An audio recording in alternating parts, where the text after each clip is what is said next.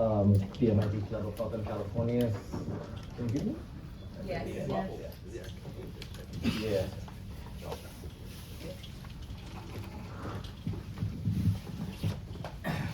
So this is the, as I said, this is the MIT Club of Northern California. This chapter is one of the most active of MIT's alumni groups. And so we have events practically every week. In fact, we have two today that folks are in front of each other. These events happen on all kinds of different topics. There's health tech, like this one. There's fintech, environmental, public policy, all different areas. So do check those events out. Today's discussion is part of the digital health track. And these events are open to the public. So it's a great place to learn from experts, to meet people with similar interests, and to share your experience and your perspectives with everybody. And it's your participation is what makes these events work, so thank you for coming. My name is S.R. Prakash. I'm an alum from I did my PhD from the Harvard MIT Division of Health Science and Technology in 2009. And I am now a co-founder and chief scientist at a very early stage startup in elder care, surprisingly. So that's kind of how I got involved in this. And the topic is technology at the front lines of elder care. Still, yeah. And in particular, I think we would like this talk will focus on technology that supports caregivers, the folks who provide elder care. It's a huge topic, and it is increasingly getting attention for very good reason. It is, on the minds of more and more of us. It's a factor in many of the decisions we make about how we live, how we work, whether or not we can travel. A lot of the factors, a lot of the decisions in our lives are influenced by this. And at the population level, as the demographic changes happen, the needs of the elderly and the caregivers are increasingly a part of public policy at the state, national, and even at the global level. Every week there is either a documentary or a news analysis or a magazine article that talks about elder care. And there's often the word crisis somewhere in the title. And so I think, as probably a lot of you have experienced, the demands of caring for our elderly loved ones can be sometimes overwhelming for a lot of families. There is no playbook that's out there for us to approach this problem. We often just put together a solution from resources at hand, and these solutions are ad hoc, inadequate, and often brittle. They break down very easily. So, to help us, so in this crowd in particular, we are Silicon Valley creatures. We are MIT adjacent in some way or the other. And we instinctively turn to technology for solutions to a lot of these things. But some of the questions which we need to answer are: what kind of technologies actually make a difference? What is it that caregivers really need in order to make a difference in their work and their lives? What kind of technologies are acceptable to both the caregivers and to the people they care for? And who supports the development of these technologies? Where, at the end of the day, it is often about money. Where does that come from? Is it the government? Is it venture capital? And what are their priorities? And where do they see the return on investment? What is the mechanism that drives these? To help us navigate these questions, we have a panel 4 experts who will share their perspectives. And at the end of this talk, we'll have an opportunity for you folks to share your views as well in the Q&A. Very briefly, let me introduce them. Dr. Anath Trivedi over here is a clinical health psychologist and a health services researcher at the Center for Innovation to Implementation, which is a health services research center of excellence at the Palo Alto VA. And she's also an associate professor in the Department of Psychiatry and Behavioral Sciences at Stanford. So welcome, Rana. Dr. David Lindeman is the executive director of Citrus Health at Citrus and the Banatao Institute, which is a University of California research center focused on creating IT solutions that generate societal and economic benefits for everyone. Welcome, Dr. Lindeman. Victor Wang is an MIT alum and a co-founder of Friendify. No, it's Friendify. It's Friendify. It's Friendify. I got it right the first time. And the founder and former CEO of Care.Coach. I got that. Which is a company which is focused, and both companies are focused on the social aspects of care. Care.Coach was on the social aspects of care in particular. So, welcome, Victor. And Dr. Ranjan Nag is an MIT alum. Is a mentor, a thinker, and investor, and the founder of the R42 Group, a venture firm focused on AI, deep science, and biotech. So, welcome, Ranjan. Thank you.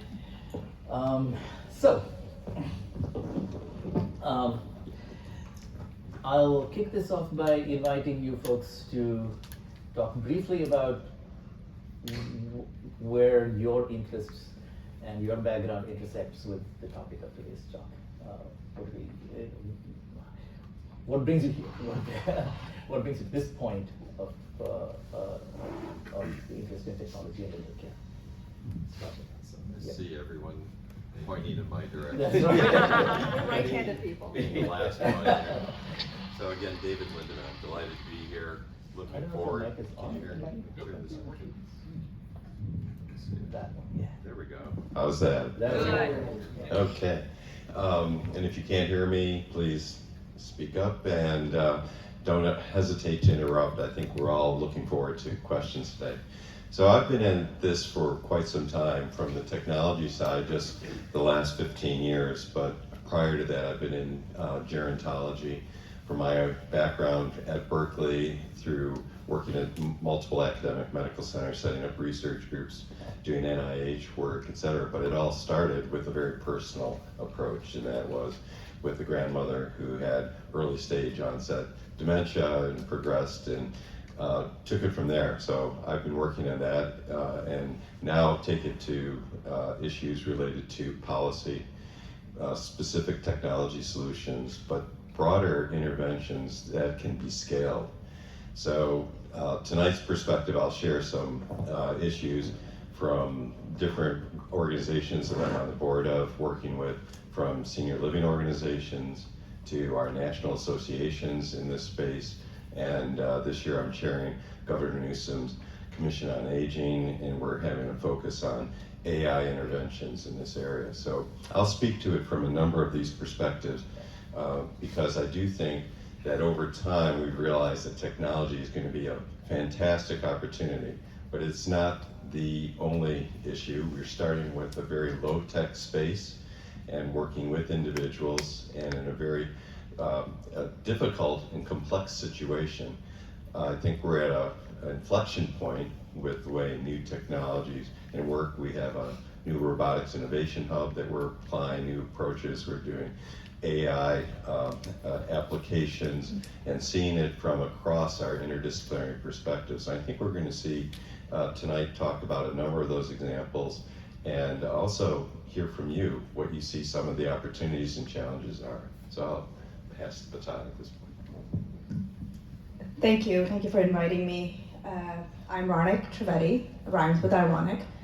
And like Dr. Lindeman said, the way I think a lot of us come into this space is personal. I mean, I was already training to be a clinical health psychologist, and looking at psychosocial aspects of different serious illnesses and chronic conditions. And my dad was sitting right here, and my mom, who, thank you, and my mom who passed away last year after almost 20 years of managing cancer. The thing that really, for me, was my inspiration was how they took care of each other. And so this idea of a caregiver and a care recipient was kind of did not really sit well with me in that context, because if I was a cardiology researcher, then my dad was the patient, my mom was a caregiver, but as an oncology researcher, my mom was the patient and he was the caregiver, but the reality in their home was it's two people taking care of each other.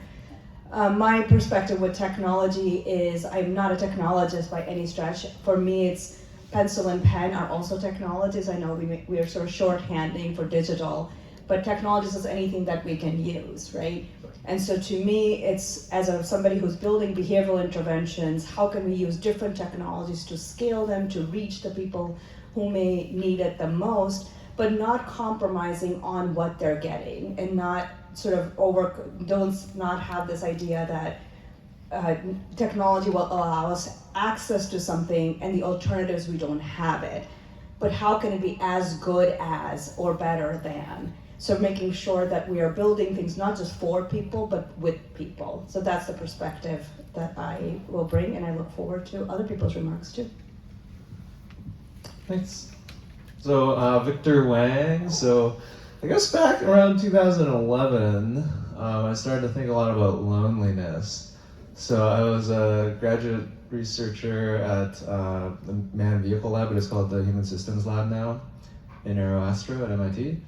And then my whole upbringing was like, I was born in Taiwan, grew up in Canada, and then as a result, we have one of our grandmothers in Taiwan who's living by herself this whole time, and another grandma who had like this big family living with her, and I could see the difference, a really big difference. Like the one living by herself, she had a fall and she was really lonely, she's not motivated to recover from the fall, she got Lewy body dementia, it clearly affected the course of that dementia. And then even at MIT, I'm doing research on how astronauts control this robot arm on the space station, and at the time the space shuttle, rest in peace. And like I'm reading research papers so I can run this human subject study, and I come across these papers and say, oh, loneliness is a really big deal for astronauts. And I'm like, whoa, interesting. And like, there's health effects of loneliness, and it increases morbidity and mortality. I'm like, whoa, so okay, that makes a lot of sense. And I started to look into the problem more with the eyes of like trying to start a company to solve this problem. And so I started this company called Jerry Joy, which then got rebranded to Care.Coach, with this idea that like you could actually kind of through telepresence provide companionship to somebody here in the US very cost effectively with real people all over the world. Because back in 2012 when I started this company, AI was really bad. And, and like, I'm not gonna be a total jerk and give my grandma like Siri or something and be like, there's just no way. And so to this day, actually that company was pretty successful. So we serve like 20-ish% of all the PACE programs in the country, these programs of all-inclusive care for the elderly. One of the first things I realized was like, there's no way we're gonna get this kind of solution out where we have all these people around the world, and then it'd be like this jarring experience for an older adult if they have to talk to all these people around the world. So we actually put all the people into a little avatar that's always there 24/7 for them, and it's a little dog or a cat. So it's continuous presence, same voice, same persona, 24/7, powered by true human intelligence. But there's a device, and like we're connected to the internet. There's no way an older adult would find out about this on their own. So we realized very quickly we'd have to like sell it through the family caregiver or some kind of caregiving, provider. And so eventually we realized like the way to go is to sell into these health plans. And there's a new CEO running that now, so that I can do this new thing called Friendify, which is to take this idea and be like, hey, it's 2025, we have Gen AI. A lot of people rate the AI's utterances as more empathic and better than a doctor and a nurse. What should we do? And so basically Friendify. And then also, these PACE programs, the typical person in one of these health plans is extremely complex. So they spend, on average, $70,000 a year in medical expenses. Just to give you an idea, like 8 chronic conditions, a third of them have diagnosed dementia. And so it's great. Like, we have these devices that we provide with this avatar in there, very high value per person, but like small populations. And so we're like, hey, we got Gen AI. Not only can we potentially scale this up to millions of people and enable everyone to have this kind of a healthy relationship that supports you and actually like coaches you and affects your health behaviors and makes you healthier as a result of this friendship. But also, like, can we get rid of the device with what Friendify is doing? And so we have a text messaging based solution and an app driven by AI. So we're trying to make a super highly scalable version of this, like, build a friendship and use the friendship with a person to make them healthier. Does this work? This is great. Okay, thank you very much. My name is Ron John Narg. So I head up three personas of a venture firm, R42, which is actually in this building. About half the building is populated by our companies here. By coincidence, we don't force them. So this is the R42 office. Second, I'm a teacher, and I guess the reason I'm here is I teach AI and longevity science at Stanford. I teach an AI and longevity lab course that's a course that anyone can take. It's a certificate course that anyone can take in the evenings. But I also teach the medical students and the undergraduates longevity science and AI for healthcare in the medical school. So I'm an adjunct prof there. And the third persona, I'm an inventor. I'm still inventing. My first AI system was actually about 40 years ago, and came to California to work with Greg over there. We're both MIT, but we did our our machine learning AI work here at Stanford, where it was invented not in the computer science department, not in the engineering. Anyone know which department it was invented in? Anyone Biology? Close, psychology. Me and Greg were in the psych department where Professor David Rumelhart, unfortunately died about 20 years ago, had to calculate the weights of a neural network. So let's see, in my teaching, both on the AI side and on the longevity side, what is it like to be old? It's the average age of death in the US. Anyone know? So it used to be 78, it's 76 now. COVID, opioid crisis. There's also the key word being average, because we're all MIT. We need to double click on that. Average, so people in the West Coast, East Coast live longer than the other parts of the, so don't check your brain in at the door, particularly here, when you hear a quantified number. There's in medicine, there's the people often say, what do you do to live longer? There's a Center for Lifestyle Medicine at Stanford, which talks about the pillars. It's not that hard, actually. Diet, exercise, sleep, social, come to things like this, right? Come to serendipity things, lower stress, and you can go down there. That will get you, maybe, if you're not unlucky enough to have a bad gene, to ripe old age of 90s, 100 or so. The oldest person who ever lived was 122. That's Jean Coleman. She started smoking at 112. And she cut a deal. I know there's some Sloan people here. So she cut a deal with, there's something called a reverse annuity, where the bank pays you money until you kick the bucket and then you get your house. Then they take your house. She cut a deal not with a financial institution, but with her attorney, her lawyer. He ended up paying 3 times the value of the house, and he had to still pay 2 more years. The estate had to still pay after he had died, but she was still alive. I'm trying to crack this problem of how do we, there's 2 concepts known as lifespan and health span. So lifespan is the number of days you can live, but most of us don't want to be in misery, this elder care concept, we all know, certainly my mother was in that category, for 5-6 years in misery. We all know people who are friends and that are in that category. The best way is to have a good health span where maybe you get 1 or 2 weeks. So some of it, I think there's quite an older crowd here.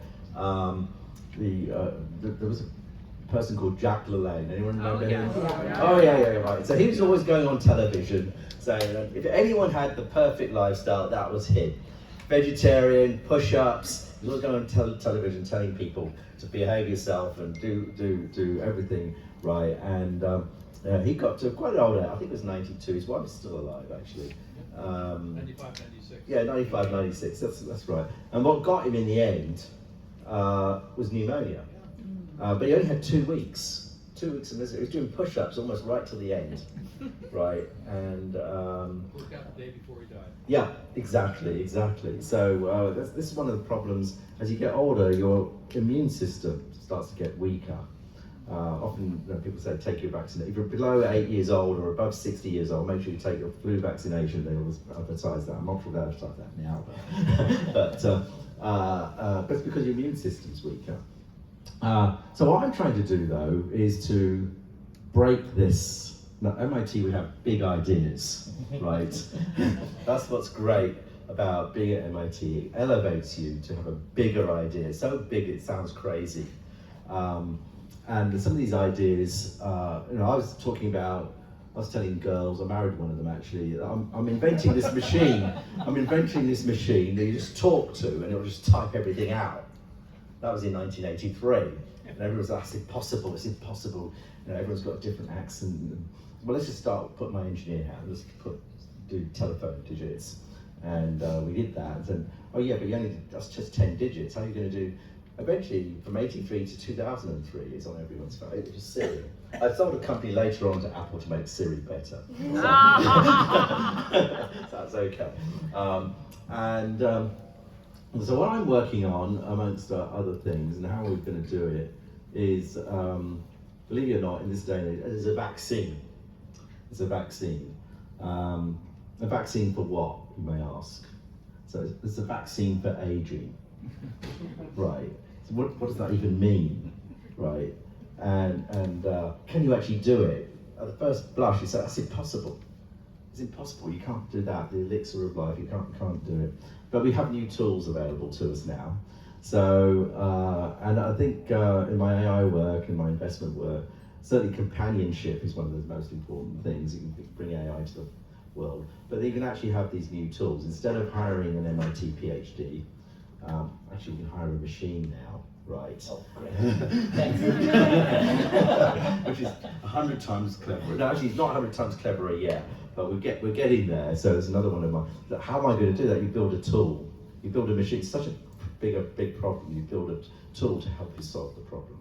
But I will stop there and let you continue to moderate. I'll save my joke. Actually, we could do one exercise. Sure. Do you know what the #1 test to figure out your length, your lifespan is going to be? It's the standing on one leg test. Why don't we do that? Stand on one leg. You get two. No, don't stand on it. This is how you do it. I know Victor's done it before. And the trick is you have to close your. It's very easy if you leave your eyes open. Okay, you want to close your eyes. Now, keep your eyes. No, wait. You keep your eyes open. Keep your eyes open. I'll show you what to do first. So all you have to do, you just stand on one leg like this. We're not insured for this. We're not insured. Wait, so don't do it yet. Don't do it yet. So what I'm going to do is I'm going to ask you all to close your eyes. And then on the count of 3, you lift one leg. And then if you wobble and sit, wobble and put your foot down, then sit down. And then we'll see who's left and see who's the winner. We'll see who's the winner. So okay. So you're ready to everyone close your eyes. And you've got to, actually don't fall over. That's a good point. If you think you're going to fall over. Open your eyes. We haven't got the insurance. It's a... close your eyes and no cheating and opening your eyes, And no cheating with just putting your foot at 1 inch. No, good 6 inch. Not yet. On the count of 3. So 1, 2, 3. And if you wobbles, have to sit down. Reynolds, if you wobble, you have to sit down. No cheating. And don't keep your eyes closed. Okay, all right. Those of you still standing, you can open your eyes and you can look around. See who's left. I just want to be like Ginger. You got high heels. You've got high heels. But it's like Ginger Rogers did it backwards and better than Fred. And in high heels. So who was the winner? I think Greg was up there. He's about my age.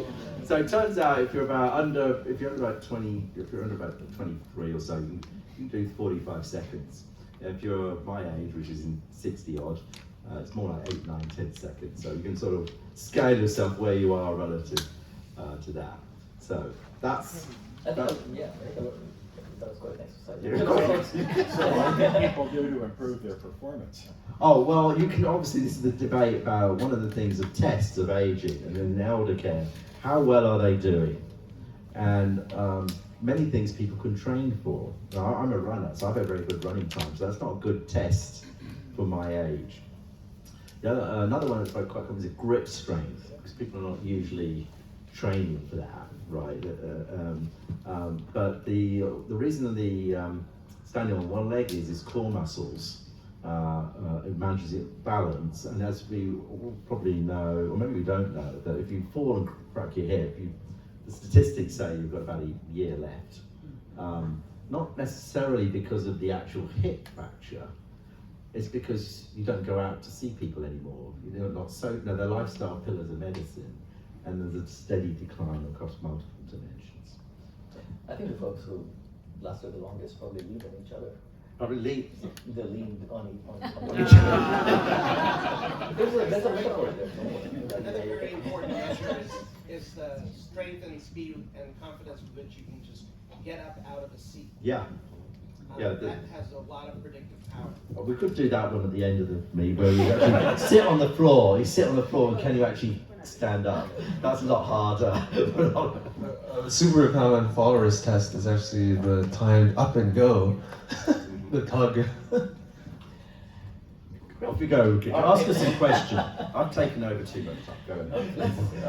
So just to kind of, just so we can get into this, we'll start with Ronak to kind of lay out for us, since the focus is on caregivers, if you could talk a little bit about the sort of what caregiving is in all this kind of different forms that we. Yeah, happy to. So a few statistics just in the U.S. We just came up with the Caregiver in the U.S. 2025 report. So every 5 years, AARP and National Alliance of Caregiving come together and do a national survey. And that's actually a lot of the statistics that you probably see about cost and numbers that comes from this report. So the Caregiver in the U.S. 2025 report just came out this summer. And we have, each time the report comes out, there's millions more caregivers. So by that count, these are adults caring for other adults is how it's defined. And it's 63 million caregivers. And that translates to over $600 billion in unpaid care. And those are actually not 2025 numbers, actually. The $600 billion comes from the prior report. They're still doing the math right now. So that's sort of at the population level nationally. However, when we start thinking of caregiving in its all different forms, there is this sort of tension between when does just love and partnership and friend family end and when does caregiving begin? And that we don't really have, we make arbitrary choices for purposes of practice and policy and research too. But we don't actually, if you think about it, we don't really have, if you think about caring for somebody else, when did you just stop caring for mom because she's mom, and when would you start calling it caregiving, or a partner, or a child who might have a medical or mental health condition? So I think these are some of the things we grapple with. A term that I like to use is family. Are people familiar with the term family? So family is a term that a lot of us who move from other countries use for friends who are like family. because we're often far away from our families of origin, and we find friends who become like family. And I've sort of co-opted this term to kind of make this distinction that all caregivers are family, but not all family are caregivers. So, and where that distinction lies, it's not clear. So we do make arbitrary choices. But what we do know is there's a lot of support. The extremes are easy, as always, right? So the people who are providing really high intensive care, hands-on care, providing support for activities of daily living, like dressing and clothing and bathing and all that, that's very clear that that's caregiving. And then the other extreme is, somebody just has a cold and, you give medicine. Like, yes, that's episodic, but it moves on. But there's a whole in between there. But we know that it involves hands-on care as well as emotional support. And each of those things do tend to affect the caregiver, especially around who else is involved and what kind of care they're expected to provide the people that they're caring for. And sometimes, and as I mentioned earlier, because of the work that I do, I'm often thinking of two people caring for each other as well. And how do we build? So what we do is build programs to support both of them together so that they can strengthen their connection, strengthen their relationship, so that they can navigate the health journey together without burning out. Because we know that caregiver burnout and caregiver burden is a pretty significant problem as well. I'm sorry to hear about your mother. What are you doing about your dad? So my dad's here right now. So he lives in Chicago, so he mainly lives with my brother and his family. He's visiting, or their family. He's visiting here. So we take turns. So when you talk about technology, the technology we use a lot is phone calls. My brother literally flew in today. Coincidentally, my dad's going back to Chicago tomorrow. And so the technology we use is just texting and call to sort of coordinate, right? So there's everything, and he's able to do a lot of things on his own still. And when my mom was in her final time, and she was staying with them, my brother, and I was going back and forth, so I was a long distance caregiver, so we were doing different things, so I kind of come in, I provide more intensive care, I do a lot of things that we can do from a distance. Now with my dad's health kind of getting worse, there are things that I can do on the phone, so I try to do those so that the thing that they're doing hands-on, because I'm sitting far away from Chicago to do that. So I think all of that plays into the way we approach in our family unit, but it also assumes that we luckily all get along and we're all on the same page and we have very open communication with each other, and we know that that's not always true. And a lot of times the people you're caring for, you might have a very complex and fraught relationship that predates, and that all that plays into it as well. Yes. Can I just ask one very quick question about Yes. that? Because you're in a very unusual situation where you can actually provide care to both of a dyad, whereas in most clinical settings, the caregiver is not being treated or being under the care of the clinician, and it's only the care recipient that they can bill for.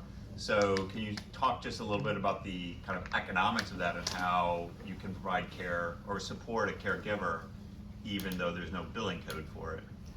But there are now.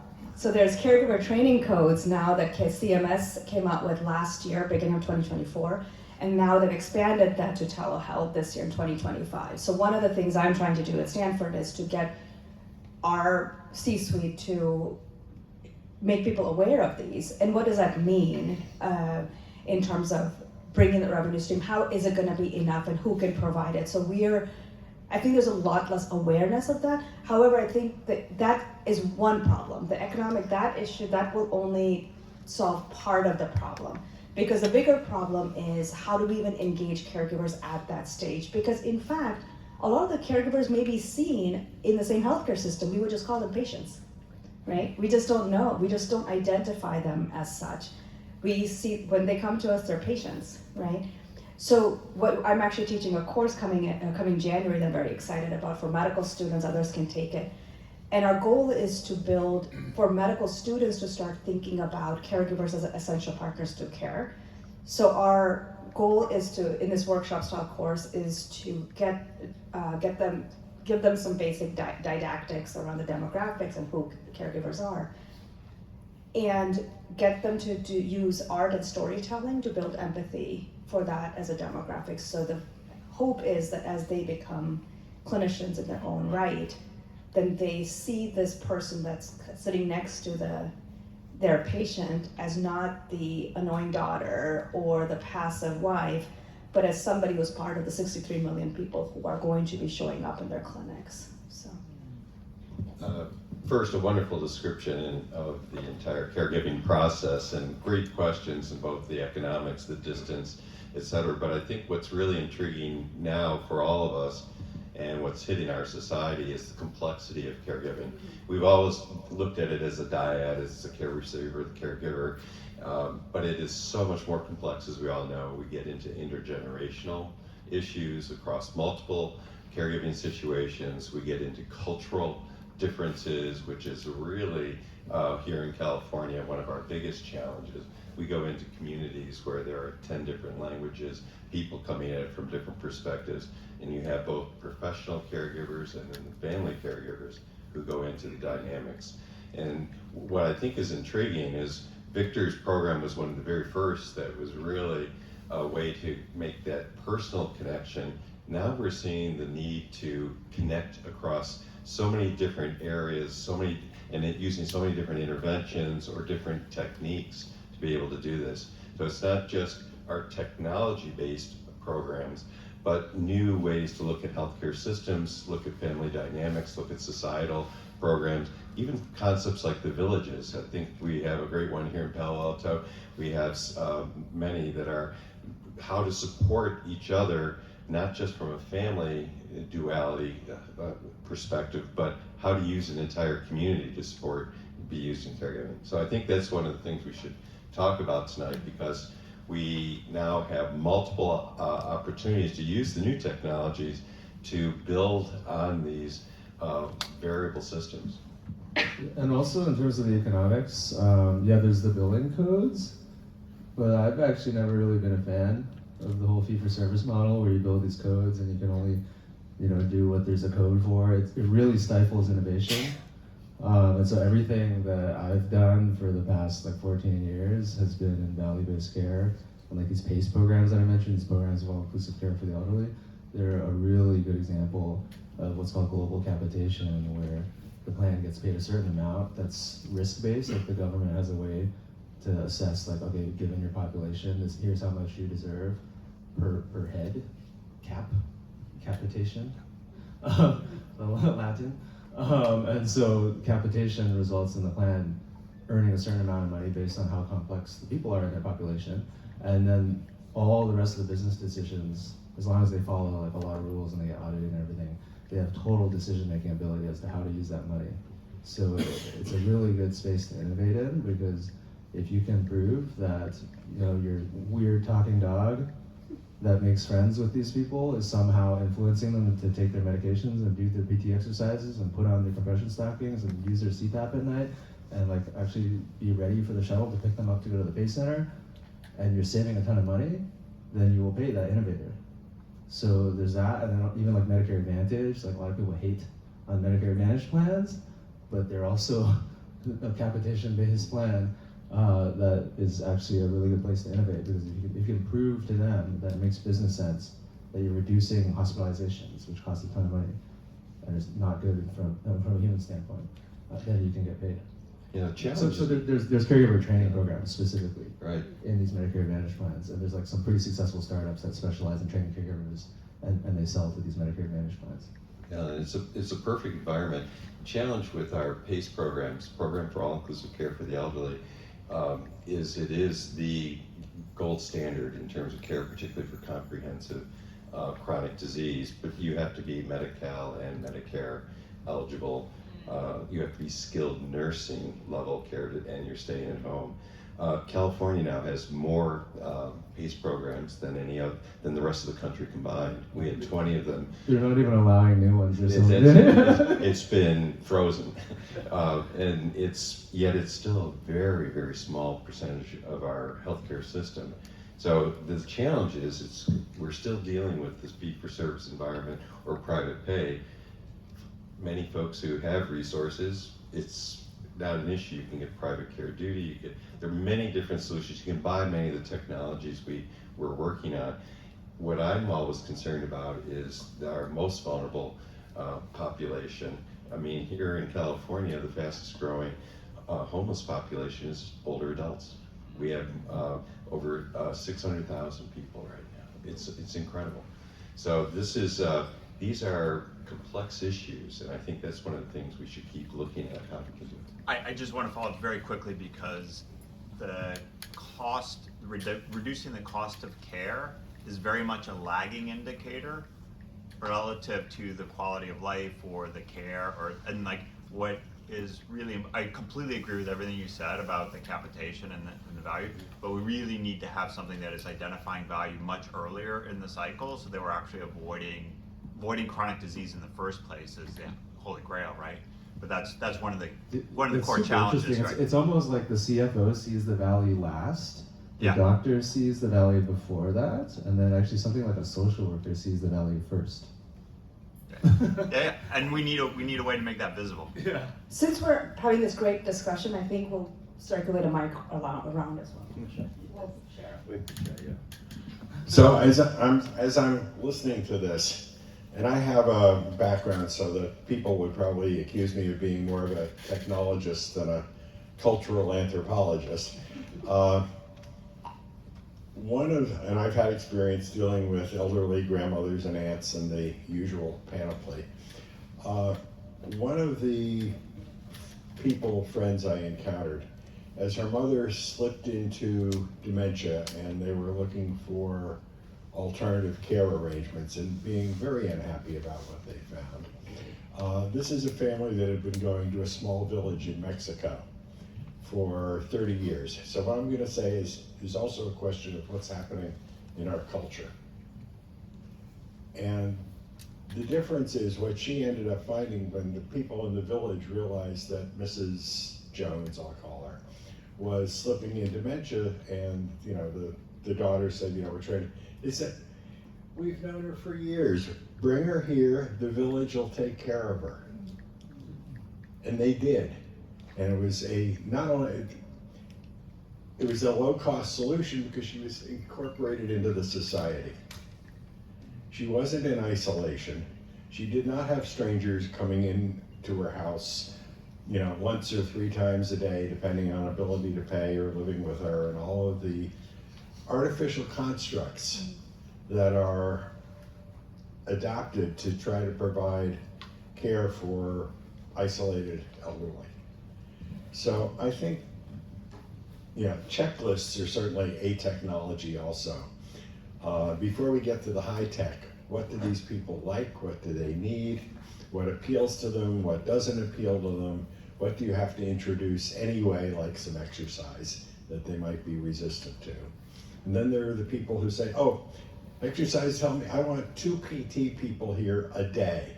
I want to do PT for an hour in the morning and a PT, and of course I can pay for it, but that is a very rare example.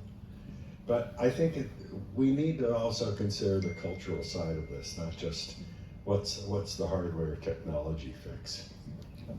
I think Rana can. Yeah, it's a really great point, and I think, and Dr. Lindemann alluded to this, the cultural context. I do a lot of work now in the South Asian cultural context, who are managing serious illness. The one kind of counterpoint is one thing that, if we're start redesigning our society to care for people, we need to not assume that women are going to do it, because these villages that take care, it's the women who are doing the work, right? I mean, even in most recent, that number is changing, but not fast enough. 2/3 of all care is provided by women still in the United States. There's a report from India that said that 80% of all care over the age of 50, that was our definition of elder care, which I balk at that definition, as a recently turned 50-year-old. But having said that, it's 80% of care, and what's interesting is who's providing the care. So there's the binary gender. I don't want to fixate on that either. I want to acknowledge that these are binary gender definitions, is who's providing the care. So in the US, it's often spouses, partners, and daughters. In the Indian context, it's the daughters-in-law and the spouses. Yet financial care is all men. So who maintains control of the finances? So I don't disagree with your larger point, and I think a lot of that unpaid care has been historically provided. I'm used to being cut off. And I'm used to persevering beyond that. So, the battery died, yeah. But I want to just, I'll just note this, that I often say this in talks, is that we have devalued love. Any profession that has an undercurrent of love under it, teachers, nurses, caregivers, parenting, we have devalued it and made it harder and harder to do. So when we redesign our society with the analog and digital tools, we should factor in how we can revalue love. I'll just add that just a quick point that so you have to look at survey data in the United States very carefully about who's doing what, because a lot of men actually doing the work of caregiving do not identify themselves as caregivers, and one of the advocates in this space has made a big deal out of that peculiarity and how important it is to note. Let's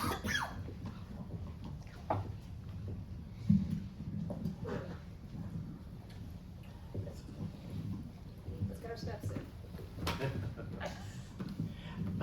I wanted to comment as a physician, because I don't think there are any physicians on the panel up there, and as a specialist in menopause, so that when you're designing longevity and you're focused on tech, I think the biggest life hack, and it's important for those not born with uteri to understand, is estrogen. At age, the way I look at it biologically, at age 52, your body takes away your estrogen. It's like, thank you for your service, go out to pasture. And as I tell everybody, anything beyond 52 is gravy. We were supposed to be dead. And so you need to biohack beyond 52. And when you take away estrogen, everything goes to crap.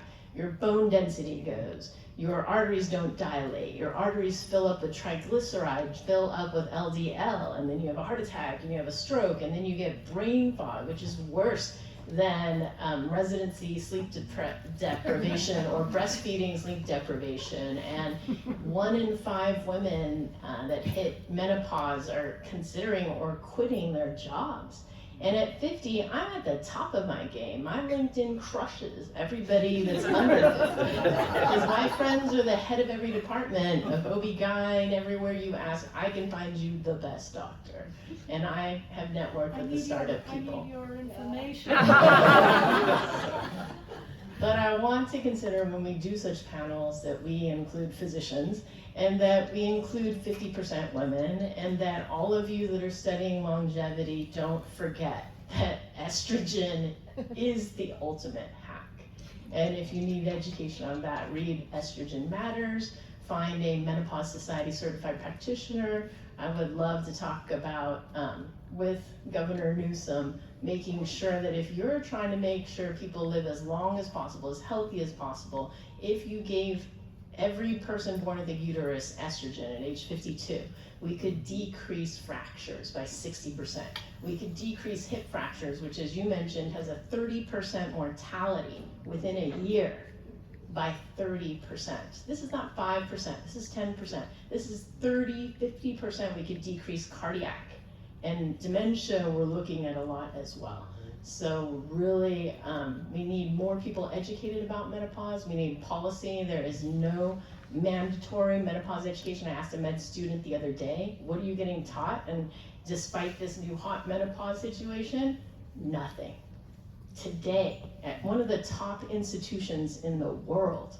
And so I don't think it's too much to ask for a 1-hour lecture because we know estrogen touches every cell from your head to your toe, your hair, your heart, your bone. I like to say blood, brain, bone because I'm about alliteration. And that 31% of OB-GYN have some menopause curriculum. That could be an hour, that could be a week, that could be a day, but 69% have none. And then I tell my friends, once you have a baby, you don't need to see an OB-GYN ever again, unless something's really wrong down there.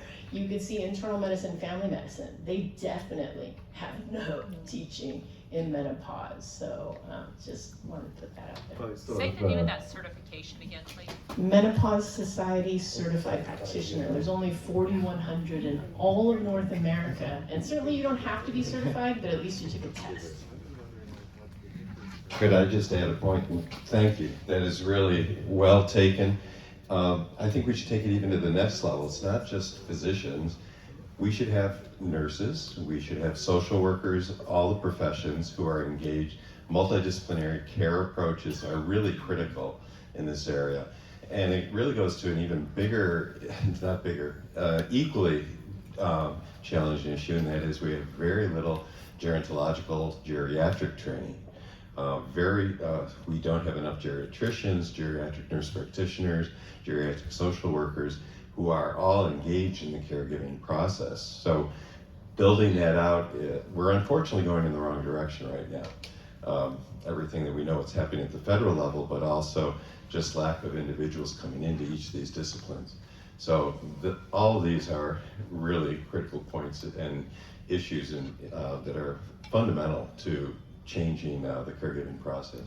Yeah, I think one of the reasons, I was on the board of menopause.ai, believe it or not, so actually about 10 years ago, which was, at the time, hormone replacement therapy was considered tried 20 years ago, and people thought it gave you cancer, but when they re-looked at the data again, it was on 70-year-olds, right? And so again, we're all MIT, all the data has to be critiqued. Is it causation, correlation? Now it's coming back again because people now realize that most people can benefit from that therapy, and there's a few people who don't. Cool. Same question. No, yes. Is it okay? Yeah, sure. Do we still have time? Yes. First of all, I need the number of yes. Secondly, I've been, I embody all of the problems that you just talked about, which is even premenopause, having brain fog, having all the other issues, not necessarily estrogen related, but maybe because I had breast cancer twice. So part of what I was trying to say was coming to your point about where does caregiving begin, how do you define it? I would say the moment it's affecting your daily life and you are taking time out of what you would have normally done to take care of the other person, I would say you're in the realm of caregiving. If you want a very subjective definition of where caregiving begins, right? The other thing that I find is and I'm here because of Elizabeth here. I have absolutely no brain cells to be at MIT or even adjacent to MIT. That said, I'm here because I'm in the process of, I've actually released an app that does essentially caregiving at the heart of it. And one of the problems that I've seen, and I'm working with, working with myself obviously because I built it for me first, is we have a very disjointed healthcare system. So I can go to a doctor at Stanford, you have my chart, my Stanford, whatever. I can go to Bass Medical, they have their own my chart, but it's Bass Medical's my chart. I can go to a third doctor, like Good Samaritan Hospital, they have My Health One, which is also my chart. Now the problem is, I took care of my mother-in-law, and she was at Kaiser. She would see 5 different doctors. They all gave her medications for the same thing, and the only way I was able to get them to get out of those medications was to say, hey, she fell 3 times in my house. So they brought a social worker. I said, hell, come on over, check your medications. You guys gave this. So at Kaiser now that problem is resolved because everything is in a single location. Whereas for all of us, if I'm Medicare, I can go to any doctor I want, and depending on which doctor, so if I am truly into opioids, for the sake of argument, I could go to 3 different doctors and get the same prescription, because one stopped giving it, I could go to the second one, and nobody knows what happens. So part of what I have tried to do is, especially for caregivers like me, who had, a person that was having this kind of an issue, I consolidated all of the medications, irrespective of where you got it. Just put it in there in one place so we can track it. So I think our healthcare system, when we are talking about policy and stuff like that, there needs to be transparency in terms of how things are. In fact, I'm in the initial phases of talking to somebody in South Carolina where even the doctors cannot get the records from another doctor that easily.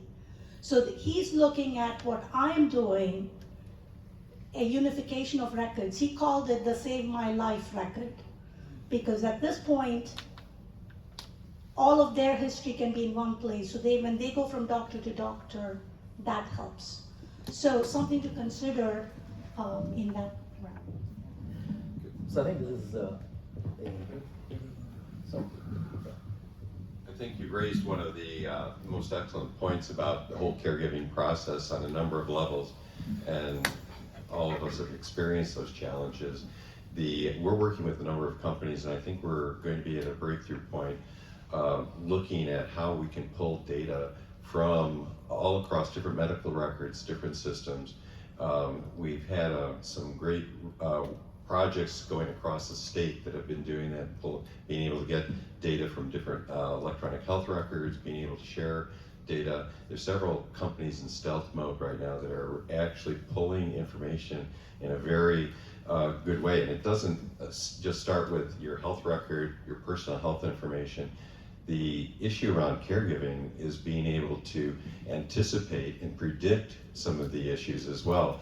Being able to pull social determinants of health, being able to pull environmental data from actually looking at your own background and being able to say these are the things that could occur, and then being able to feed that information back in real time and at any time. Most caregivers don't have, it's not going to be 4 o'clock in the afternoon, you need this information. It could be 2 in the morning, could be any point when a crisis hits, etc. And it also means pulling information regarding the full array of services. That's where I think with our new analytics and our new LLMs, we're going to be able to pull that type of information. There's still the challenges of privacy of data, of security of data, but we're at a point where we're going to be able to see, get that assistance. That's where I think the technology is going to be really an enhancement for all of us, whether it's a physician, whether it's you as the person who's taking care of your spouse or significant other. So I think we're really at some intriguing points right now. So yeah, this is actually a very good segue. We've been spending some time looking at the magnitude of the problem, of the kind of this landscape of the problems that we have. But of course, as an MIT crowd, I think we'd like to have the fun stuff, which is the technology part. So, and I think, I'm sorry. The issues are really coming down to barriers to adaptation to the innovation. You can look at Peter Sullivan's publications out of the Clinical Decision Support Program at MIT with Mass General. I just looked up the publication date to refresh my memory. They were working on this in the late 80s. The publication date for Guardian Angels is 1994. The idea of, with LLMs today, it's a hell of a lot easier to implement, but it's looking across medical records, across states, opening with a problem-oriented record, resolving the issue of polypharmacology, which University of Utah had their clinical labs were addressing this in 1978. Sure. And they saw a change in patient outcomes, they saw a change in inpatient duration within weeks. This is not new stuff, but the barriers to innovation have been killing it consistently. How do we overcome those? Yeah, it's not technology, it's not a rocket science, it's not an engineering problem, it's that's a political problem it's a political economic and problem. incentives, because the manufacturers, I don't know, my perception is the manufacturers of the record systems don't want to choose so they keep it as silos. But I think as we just saw, there's system level kind of solutions that we're talking about, which is EHRs, how do we get them to talk to each other, how do we connect to them? And then Use there the are mic. Oh, sorry. I have a mic, I have 2 mics, that's the problem.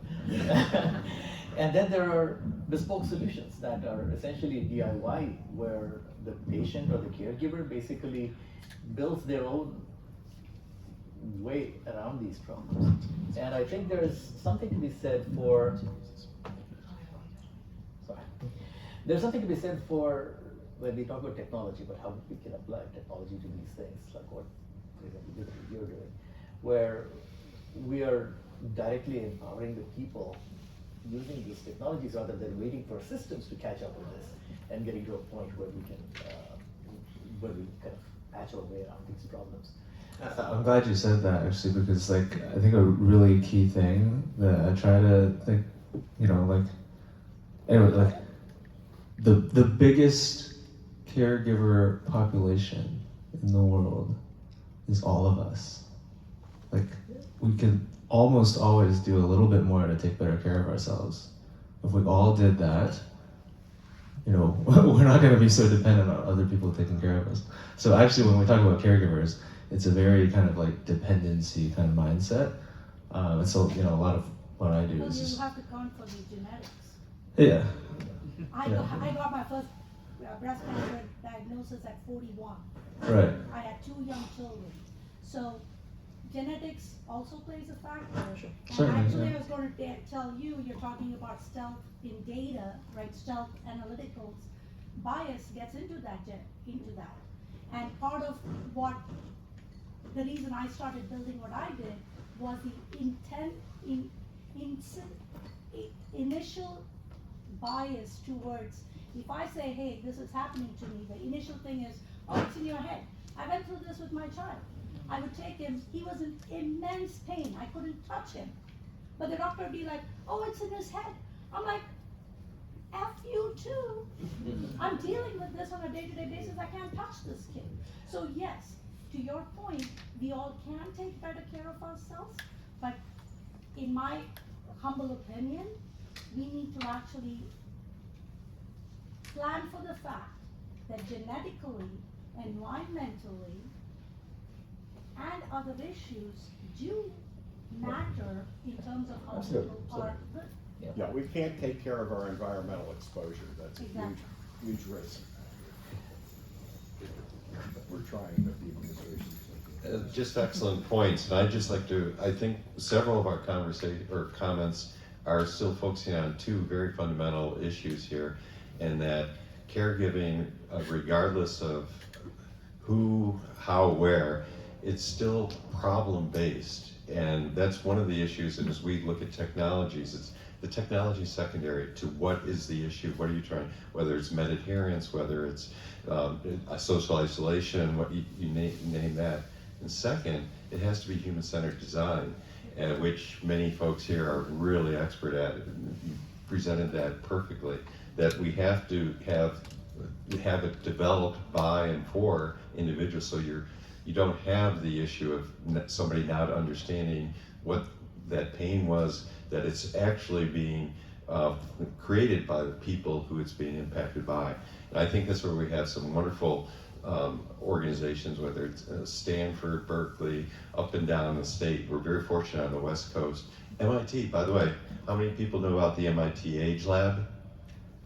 Oh, you really should look it up. Joe Coughlin, we just did a whole program over in Boston with the Global Aging Network. He's wonderful. He works more with industry in terms of how technology solutions, but the MIT Age Lab is really top-notch in terms of looking at new solutions using this problem-based learning process.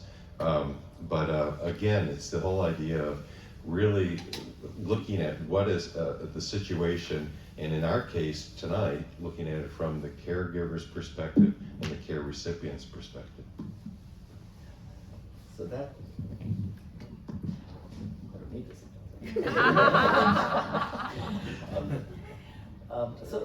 So that gets to maybe. Sorry? It's on. Is it working? It's on. It's on. Yeah. So, what have you seen that works? I mean, we have talked a lot about the problems, but both. I mean, technology again, as Rana pointed out, means everything. I mean, from very low tech, from paper and pencil, is technology as well, all the way to LLMs and robotics. But in that whole spectrum of things, what have you seen that actually works? What the one thing that you feel makes a huge difference in a caregiver's ability to deliver care, and what do you think we have not built that you think might make a difference? What is the sort of the pain point, if you will, of caregiving? Where do you? So there's a lot of things that have shown to work. The question is for whom and when. So I work with developing behavioral interventions, and there's, for dementia, for example, the REACH program. It was done 20 plus years ago. It's been scaled.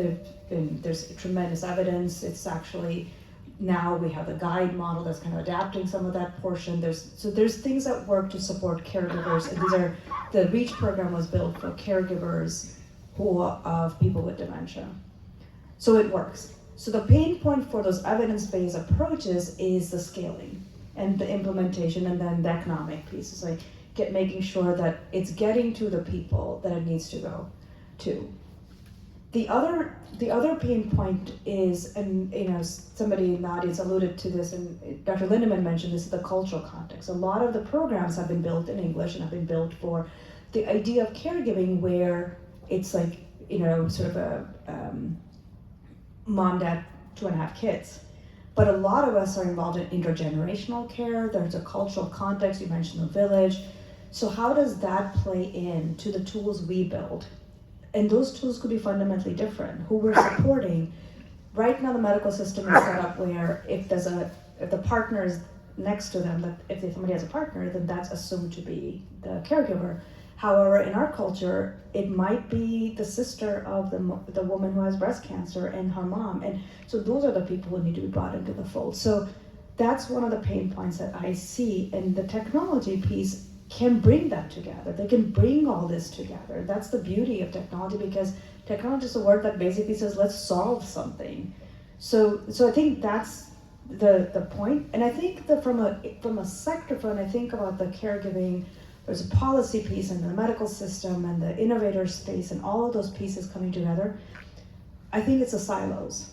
Yes, it's true that there are real barriers for innovation in certain contexts. And yes, it's true that beyond a certain point, it's hard to scale something because there's political forces, CMS, all of that plays into. But there's also very few people who talk to each other across the sectors. The academics stay in the academic world, and the medical, you made the point that there's no physician on the panel, and I think that's telling, because on a caregiving panel, it's really hard to get physicians. They see them all the time, and yet when I talk with physicians, it's sort of like it's out of our scope, of practice to talk with caregivers, or we don't know where our scope. There's real ethical dilemmas. So I think those are some of the pain points that I see, and I do see technology as a, technology big T, as a way to bring it together. And I think we need to decide what the problem is that we're solving, because not every it's not that people want the caregiving to end. They want to do it better a lot of times. Sometimes you want it to end, for sure, right? But for a lot of times, like, what is it that you want? Like, you don't want to go to 6 doctors to try to figure out what medicine dad needs to have, right? So you want that part to end so that you can spend time with the person you care about. So. I could add, I think that was a perfect issue to raise, because caregiving is a dynamic process. It's changing. It changes day to day, over years. It changes in different ways. Each family, each dyad has different issues. And in some cases, it can be a single issue that one has to deal with, like in falls. The program that came out of our shop at Berkeley, Safely You, the falls prevention program, is now scaled nationally. It's in 42 states. It's using assisted living, so it's not in an individual's home, but it's falls prevention. It's been, it's now they're going into 50 communities, residences, homes, large senior communities, a month, and growing at scale because it's dealing with that problem. But we have a whole series of problems and people may be dealing with different caregiving challenges. It could be financial, it could again be, it's not just chronic disease or an acute episode. So I think that's going to be the real issue that we've had, Victor's program being a great success. We have others. We're actually supporting one statewide now called Eldera that's come out of Colorado, which is actually having assistance matching of a person with another individual of any different age to support them. There are so many different approaches from low tech to very complex situations. I think that back to the points you're saying, how do we keep the regulatory issues at the right balance? How do we create an environment that will allow for rapid innovation, particularly with the new tech tools we have? And how do we still keep the person at the center? And unfortunately, resources are, in our state budget this year, we're going in the wrong direction, unfortunately. And at the federal level, of course, it's even more challenging. We were making great progress, and now we are going in the other direction. Sorry for that, Don. It's okay, you get the boardroom. I have a quick question. So do you believe technology will meaningfully reduce the demand for human caregivers, or will it refine what care looks like? That's a pretty general question. It's both. It's both. Well, that's cheating. No,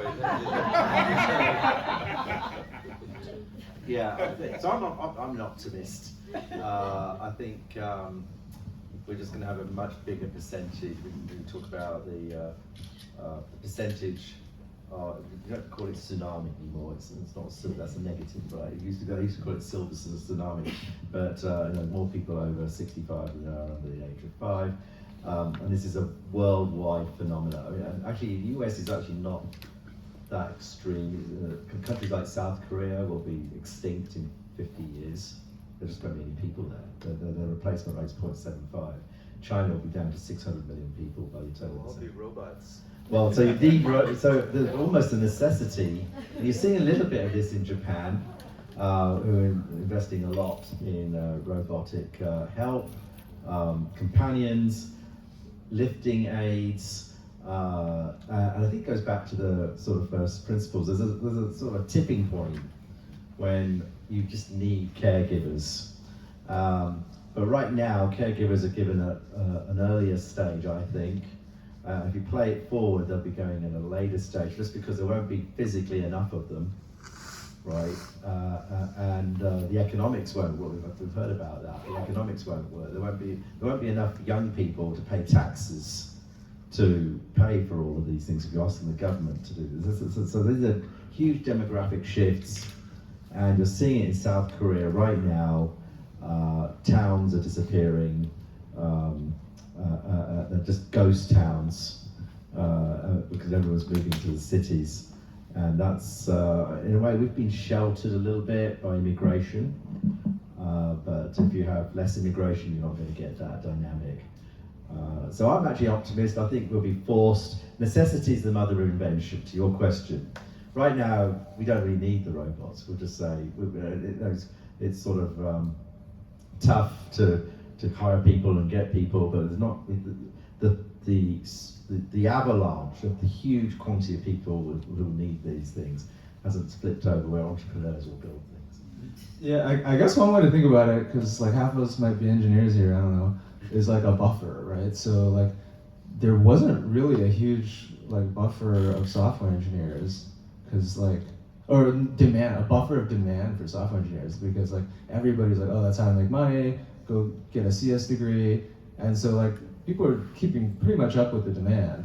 And so the moment AI hit, it's like, oh, if you're a junior software engineer, good luck, you're not getting a job. Because like supply and demand are like pretty close. Whereas with caregivers, like supply is way lower than demand, and demand is increasing super fast. So I think there's like a buffer of demand there, where even with like robots coming out in the next few years, like who knows when that buffer will run out, but like at some point it'll run out and like all our lives will be very, very, very different. But I think caregiving is one of those industries where like the demand is so over the supply that like you won't see that. I think we'll be transformed that quickly in the next few years, probably. I think it has run out. The problem is that the economics is not work. People, if people have their druthers, let me have a full-time, it's a bit like the Mexico example. Let me have a full-time person in my house all day, maybe 2 of them even, because you need 4 people actually, because it's 24 hours and the weekends. You want 4 people constantly. The economics just physically don't work. And but we don't have the solution yet. That should be tried. But yes, let's go. And that's often the reality of a lot of families is that there are 4 people taking care. 24/7. Yeah. It seems to me that there's no way, if you find yourself in this situation, to how do you know where to start, to even look for the information. You're all mentioning different kinds of programs that are theoretically available, but how do you know?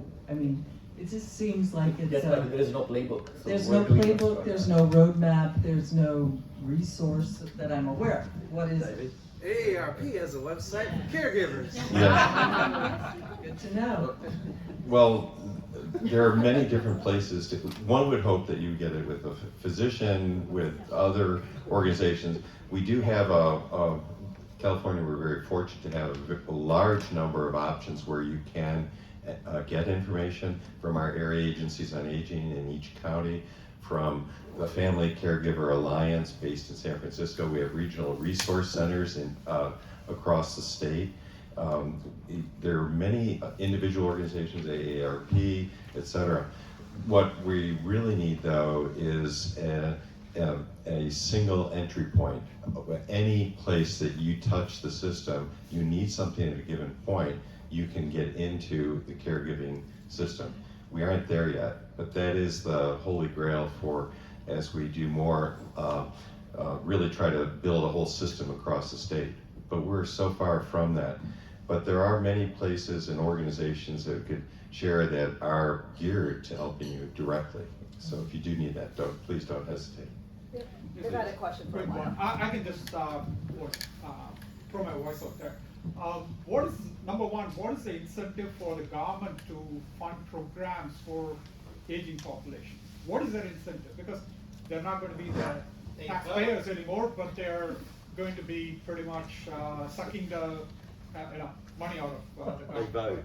So that's one. Second one is, which country in the world has the best program for aging population? You did mention South Korea, Japan. I'd go to Singapore. Singapore, it's a very wealthy society. Every family has a live-in caregiver. Quite impressive, and we're also working with different types of programs. They have a very tech-oriented system as well, but it's a combination of culture, economics. They have a great system. But you can go talk to colleagues who've been going around globally and looking at different programs. I mean, there's the blue zones where it's by, again, both genomics and just the way the society has worked, like in Sardinia, people living and cultural support. But there's a great program, I've seen several in Europe, particularly like the Netherlands has a unique approach for dementia, where you can actually don't have to be in a confined area because the whole village, the whole community knows who has dementia and will take care of them, as you're talking about. So I think that's one of our issues here in the U.S. and where we we think we're quite U.S. centric, or think that we either have all the answers or not, rather than learn and look beyond that. You know, your point about culture that's where we could really excel, particularly here in California, because we have all the cultures coming together. I also just want to piggyback on Dr. Lindeman's point to say, in the US we have a double whammy. We over-rotate on autonomy, and independence. But then we don't have social programs to support that. So then the other Western countries where there's more on valuing, there's like, they're single unit nuclear families type of setup, they have the social scaffolding to support that. We have neither. So for us, we're kind of caught on the double whammy. And there was a point earlier that was made about the caregiving, and I just want to point out to the person who mentioned that people, when you were talking about how do we start looking for it, and you were talking about where do you touch, is that when do we start thinking ourselves as caregiving who need these resources, or when you read caregiver, that's us, right? That's me. And I think so for some like dementia programs, actually they do, I think, better than most to say, okay, the person, your loved one has this, and here's a bunch of caregiver supports. But that has led to sort of in the public awareness is that's the prototypical caregiver then, is the person who is caring for somebody who is older, who's cognitively impaired, potentially has behavioral issues.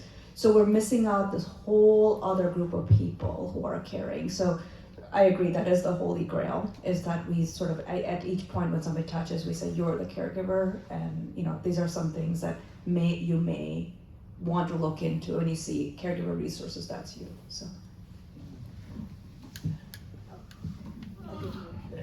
Authority to circulate. Yeah, of course, yes.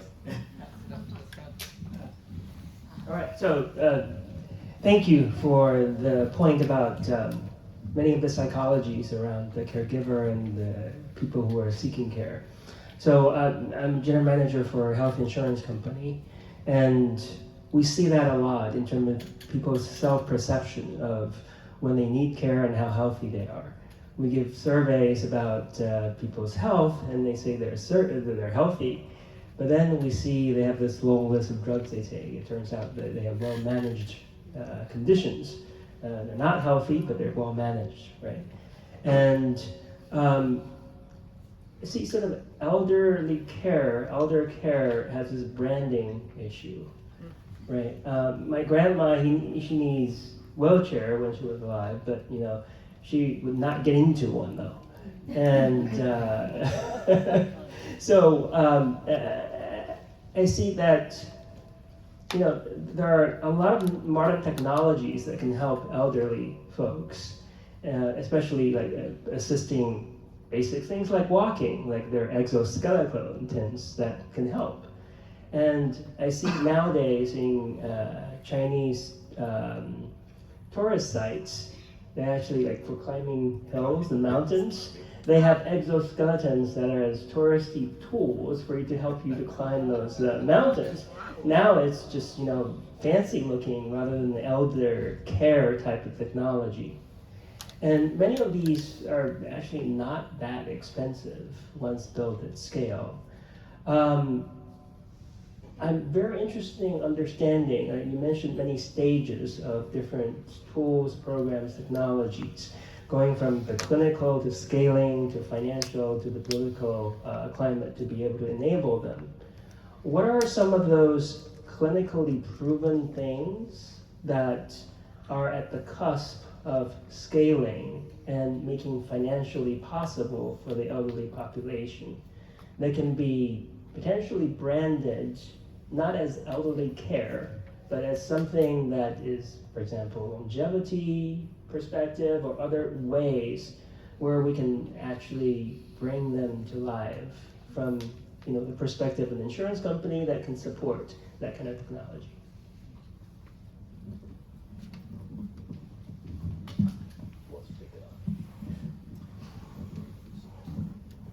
Aging vaccine. 10 years, within 10 years. I mean, what we're doing. You hit a perfect,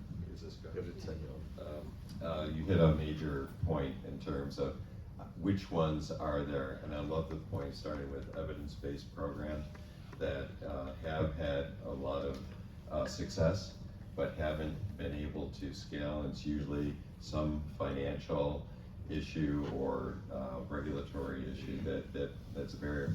if we knew the answer, and in fact, there's what I love about some of the new LLM programs. There's a couple of new companies that are working at assessing, taking all the information regarding a company, its technology, its approach, and identifying how it will succeed and what its likelihood of being able to scale. And it takes into account all the factors that you were just doing. Those are still in the works. I haven't seen one that's really perfect on that, but I think we're still part of the whole innovation ecosystem of constantly testing, seeing it growing, and we see a lot of failures. We see a number of companies that are just continuing to expand. No simple answer. But I think that kind of gets to the part of the problem is when we talk about evidence-based and when we talk about institutional support for these things, that you kind of, it's a chicken and egg problem. You need to have scale in order to be able to get that kind of evidence. You need to have that degree of penetration before you can prove that it is effective. But what we're seeing, like sort of DIY approaches or things that are not branded as elder care but are consumer devices that become elder care just by use, that gives you an alternative way in which you can bring technologies into the marketplace.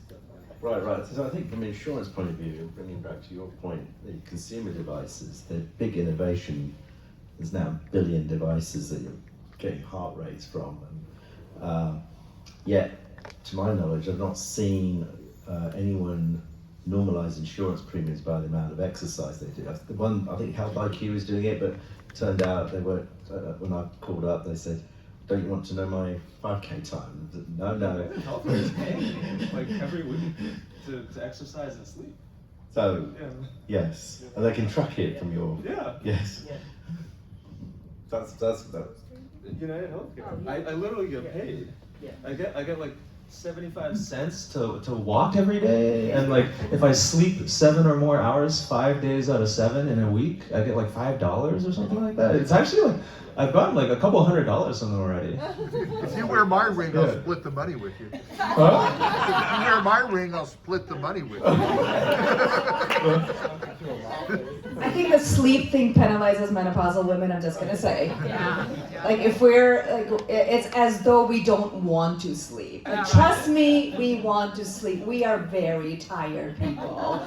So I just want to say that. And I also think, you know, from not partly with your question with the insurance, but I think, you know, Ranjan's earlier remarks kind of brings up the real point that things that are scale, like things that we know to work, they're just not sexy. We don't want, right? So it's like we keep wanting to build this like sexier and more expensive, and somehow there's this cognitive dissonance that if I pay $500 for an Apple Watch, then that makes me healthy. But you know, guess who's using it? The people who are already moving, right? The day it's like, you can I just got an order, you can still do it. I'm like, no, I can't. I'm on a panel. They're like, stand up. I'm like, I'm so sorry, watch, I cannot stand up. This is very rude. And I'm the granddad, right? So I think that's, the thing is like, could we, like, if you're an insurance manager, how do we flip it to prevention being sexy again? And then we'll build the technology, the innovation will go into building the prevention tools rather than always the intervention tools, because intervention is always paid, and prevention has not.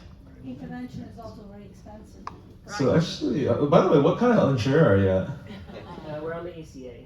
Oh, okay, interesting. So like, so what Frontlines is doing is actually, I think, a pretty good example of like this kind of like, don't go for the insurer first, because like ultimately we do want to sell, especially the Medicare Advantage plans, because they have a horrible problem with like, they have no relationship with their members hate them. The NPS score is very low, so we can like create this relationship. Not only is it good for their star ratings, which drive all their revenue, but also we can drive the health outcomes.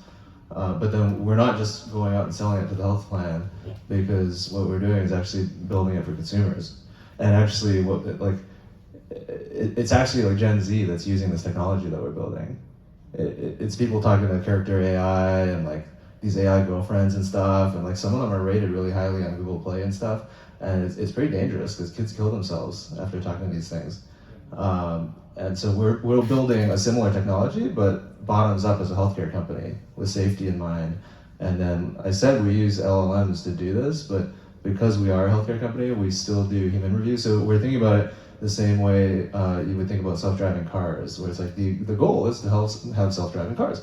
But until you have your AI model and enough data from real tests to know that you have a way to prove that the stuff that gets passed through autonomously is just as safe or safer than a human, you know, you still have to have the human doing the review. So like we've actually launched this. It's just, it's not under a main brand, and it's like we're competing with like these like rando like chatbots for teenagers and stuff like that. We don't actually serve teenagers, it's 18 plus, but we target like older people, autistic young adults, and also just like a general adult population globally.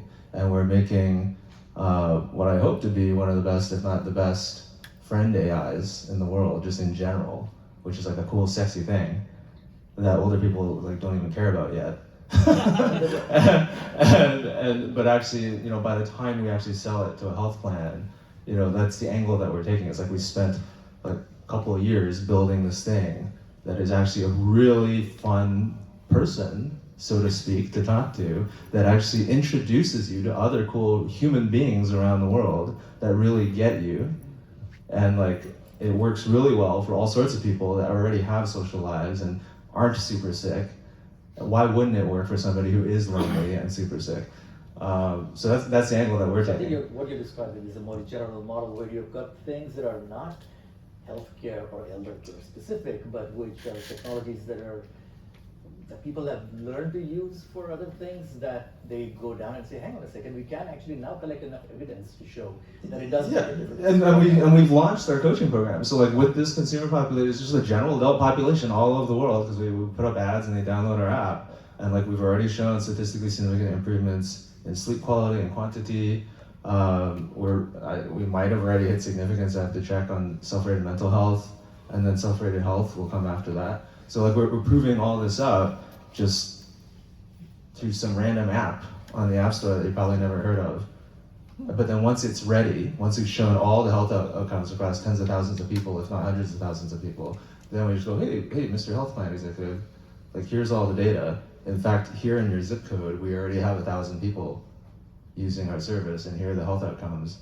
Do you want to actually be able to engage with these people, drive a much bigger health benefit, because what we do as a non-healthcare organization can be amplified 100x if that loops into care management. And if we tell the care team about all these things that we know about, like the person's about to become homeless, don't you want to know that? Because their healthcare costs are going to skyrocket if you let them become homeless. This person just told us as a friend that their car broke down, the stupid car, they're not going to be able to afford to fix it for another few months. Do you think they're going to their medical appointments and their preventive care? Do you want to do something about that? We can't do much about it because we're just a random app on the App Store. So that's exactly the approach that we're taking. Is like we're building something that people want from a consumer standpoint and proving the health outcomes with that consumer population before we even bother doing sales. So along those lines, we hope that the exoskeleton, which helps you climb a hill in China, will kind of catch I actually bought one for my parents, but it got shipped to the wrong place. So. Question, please. Yeah, so I mean, it's a really interesting discussion. I would second encouraging you to include the physician opinion. There are people from the MIT community who have practiced extensively in medicine and worked extensively with both people receiving care and people who are caregivers through the county's program. And I think that perspective's missing, like having worked with a population with a lot of socioeconomic, determinants of health. If I know somebody's going to become homeless, there's really limited options for what a healthcare insurance company isn't going to do anything about that, because that person's likely to be Medi-Cal, Medicare, and there aren't resources for that. The only place, if they happen to be in the VA or VA eligible, there might be something. If that person's car's broken down, the healthcare insurance program, I think that perspective is really important. And I think that part of that perspective, and people have mentioned it, is this cultural piece. We're an individualistic society, and most of the technology that's being developed and that's rewarded is profit generating. And that's why the interventions are paid for. So if you need a surgery, that generates a lot of profit for all the people involved in that. And the things that we know work are not profit generating, and they're not well supported, and we're not fundamentally. Only in a fee-for-service model. Right, yeah, so single payer healthcare is. I'm waiting for fee-for-service to die. Like. Yeah. This administration's not going in that direction. Oh, yeah. And, yeah, so I think that's, a really important piece. And I think another piece, like we're talking about technologies for caregivers, but thinking forward and the demographics support this. Like San Jose is an aging city in a significant way. Do we have a permitting process that makes, so when you build new homes, which we're doing some of, or building new apartments or condos, that you can easily convert those to be accessible, that you can build homes that can be converted to support a living caregiver or multi-generational living, that you can build in communities where we have public transportation. So now we have Waymo, but we could have built much better public transportation, and those are still things where we can intervene, and people are isolated because of the way that we build our communities and the way that we're creating policies for housing and other things that aren't contained just in the app in your phone. So we need to. We were supposed to have a little bit of time for Q&A, but I think the Q&A is so that took care of that. I'll get you in a minute, in a second. But I think a very important part of this event is what happens after the whole session, and everybody gets to talk amongst themselves informally. So I'm going to take just one more question, and then let us kind of get to that part of the evening where we do speeches. So getting back to the technology and elder care theme of this thing, it seems to me we've got a game, a Tamagotchi of some kind that allows these guys to play with things, so gamification of elder care, and the other is social networking, which you use a telephone for, but basically it winds up providing a social network to go on and do the support of this stuff. These are two things that have been studied actually pretty well, gamification and social networking.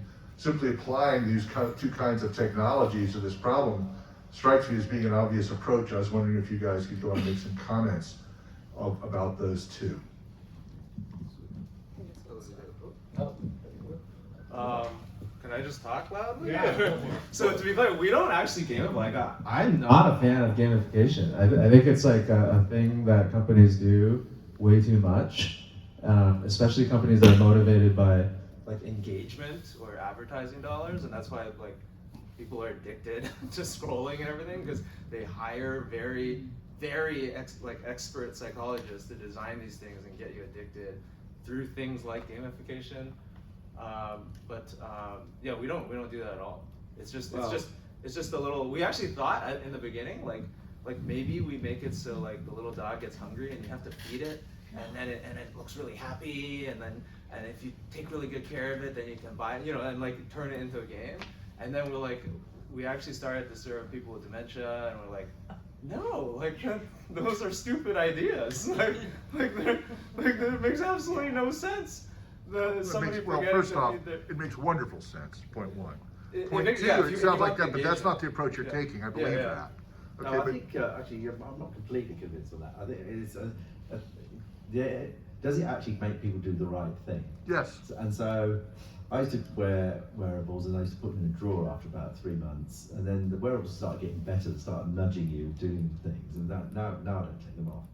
And so in the end, if it's making you walk more, do more exercise, pick up the phone, call your... Well, that's what this does, telling her to stand up. That's what it is. Yeah, so I think gamification, and usually it's not psychology, it's usually some MBA.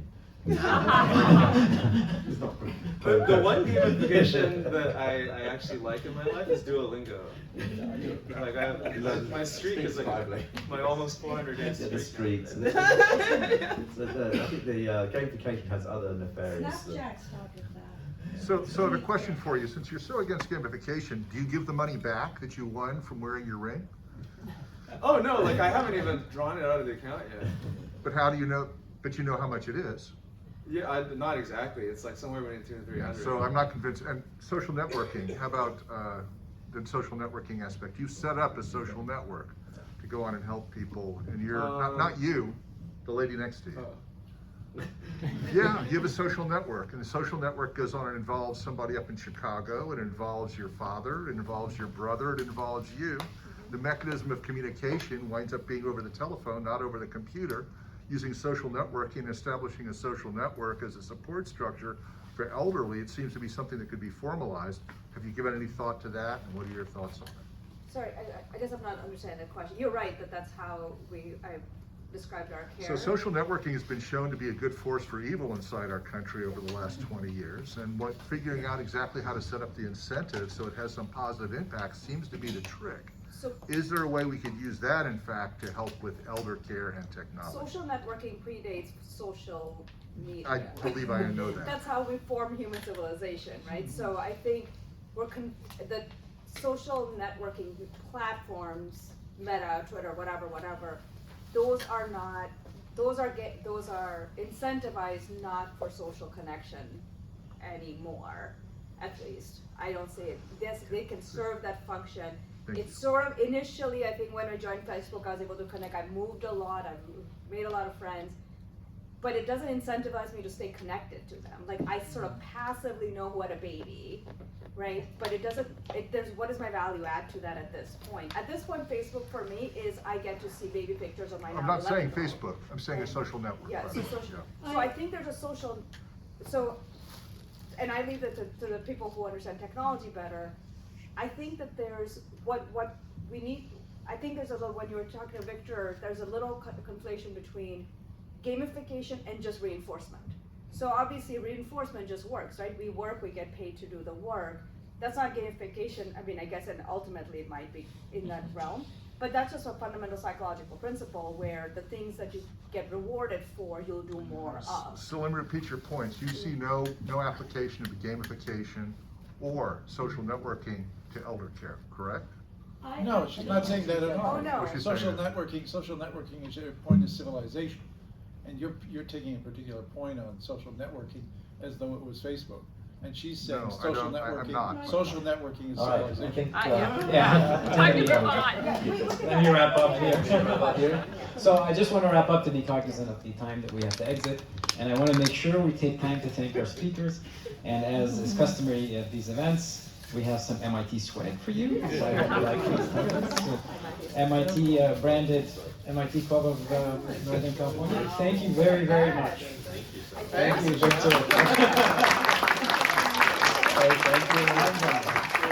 So my last message will be, hey, if you're interested in helping volunteer, reach out to me, reach out to one of the volunteers of the Digital Health Track. Sophia, Reynolds, Prakash, Conan, Steve, and Michelle.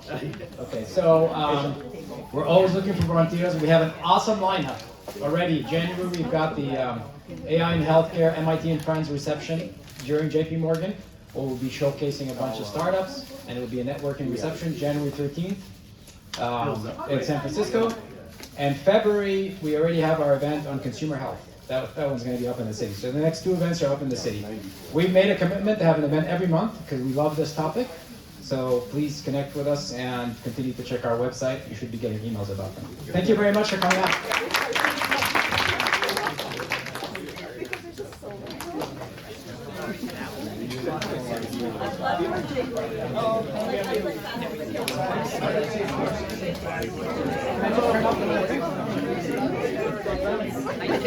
See you, man.